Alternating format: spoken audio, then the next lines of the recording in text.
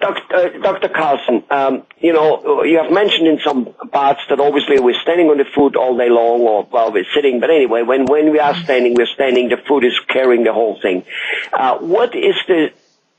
much truth is there to the fact that if your feet somewhere along the line are out of alignments, in whichever way they're out of alignments, and I want you to shed some light on which way they could be out of alignments, that they affect your knee, you have knee pains, maybe your lower back, maybe your shoulder, maybe even your headaches. How much truth is there to that, and how does that work together, and why could it happen if it does happen?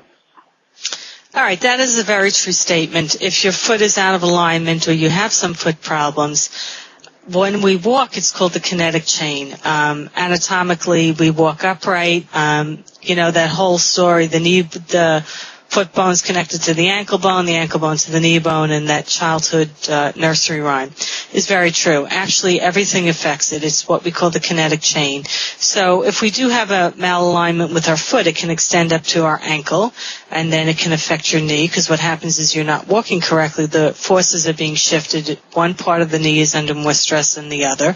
Then you work your way up. It goes up to your hip. The same thing happens, and then into the lower back. So it definitely is something to that, and that is an issue. Some of the things that happen is a lot of times you hear people say, my arch flattens, or I pronate, or it collapses and I roll in off my foot. When you're rolling in off your foot, you're putting additional stress on the big toe and additional stresses on the knee, again, the hip and the lower back. So different problems do occur with that. What does pronate mean? Pronate is when a person, when they're off weight or they're sitting down, they look at their foot, they have an arch. When they step down, their arch flattens, or their foot gets like a pancake flat on the floor. When they go to take a step forward, they walk off the inside of their foot, or by the big toe. They don't walk off the ball of the foot. So when you walk off the inside of your foot, it's called pronation. We really should walk from a heel. Yeah. You should walk with a heel-toe gait, but a lot of times they push off on the inside of the foot, and that's what you call pronation. What about if, some people, I don't know whether you're supposed to walk like straight, the feet are parallel and they go like this, or versus like walking like this, where the toes point outside, and don't do that with skiing, kind of like to have to go like this, like you see it in the comic movies, and it really happens when you ski sometimes, or if the feet are like that.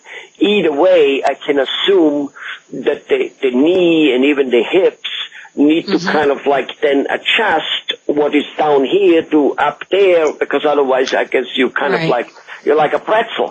Right. And that's putting additional strain on the joints. Like you said, when people walk like this, like a duck, that's what we call an abducted gait or an apropulsive gait. They don't propel correctly. So again, if they're walking with their feet like a duck, that is a problem. They're putting additional stress on the joint because they're not walking correctly. Then a lot of times you see young children, they walk in-toed and they trip over their toes. It's what they call an in-toe gait. Again, that's additional stresses. You're supposed to walk straight and locomotion should be forward. So those things need to be corrected so the person can walk correctly and not stress and strain the other joints of the limb or the lower leg that help them walk or enable them to walk. Right. And is a podiatrist able to straighten out this, outward duck walk or the inside baby walk or whatever? A podiatrist can fix that. Yes, again, we speak about orthotics. Orthotics can be used to straighten out a child who walks pigeon-toed or in-toed. What we do is we make modifications to actually retrain them to walk correctly with the device. And again, with a person who is older and walks like a duck, again, we put things in their shoes to help them walk more in a forward gait, meaning in a propulsive gait instead of an abducted, apropulsive. If you're walking on the side of the foot, you're not walking with a a heel-toe gait. So again, it's orthotics for that. I mean, it sounds like a catch-all, but they really do work, and they do balance the foot out, and sometimes also help with knee and lower back pain. A lot of times you get an orthotic for a foot problem, and people say, oh, by the way, my knee was hurting for years and years and years, and now it doesn't hurt. Well, we realigned everything, and now we took that additional stress off, and the knee is working properly, or the hip, and so on and so forth. So orthotics are quite powerful. So very obviously, the cushion thing from Safeway doesn't look like be able to do that. I can see that now. Why? Now, let me ask you, are there people out there who might have headache, shoulder pain, hip pain, knee pain, and have tried all kinds of things, and doctor tells them it's surgery, blah, blah, blah, or whatever. Anyway, they've tried things, and they might not necessarily go to a doctor. It's a little painful. Maybe I've gone to a chiropractor, blah. And when in fact, when they come to a podiatrist, that there is something misaligned with their foot, something nobody yet looked at. Does that happen? Well, a lot of times, not really I can't really say with a headache or a break. With the, with the backache it can be, with a hip ache it can be, with a knee ache it can be, ankle pain it can be. All that.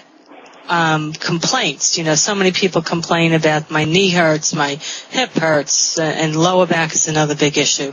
As I said, if you realign, it does help, and it does alleviate that stress. Because if you're realigning the way you walk, the muscles are working correctly the way they should, and it's taking off that abnormal stress. The lower back is always muscle ache and pain. So if you realign and things work the way they should, you're not stressing or other joints or other muscles, it balances out. Right. So I guess there's something to it. You got to kind of from head to toe. I guess we just simply shouldn't forget the toe, should we, huh? No, we shouldn't forget the toes. Okay. All right. Well, like always, Dr. Carlson, very informative. Very happy to hear about it, and I'm sure the viewers and listeners of this segment will appreciate it as well. Bye-bye. Bye-bye now.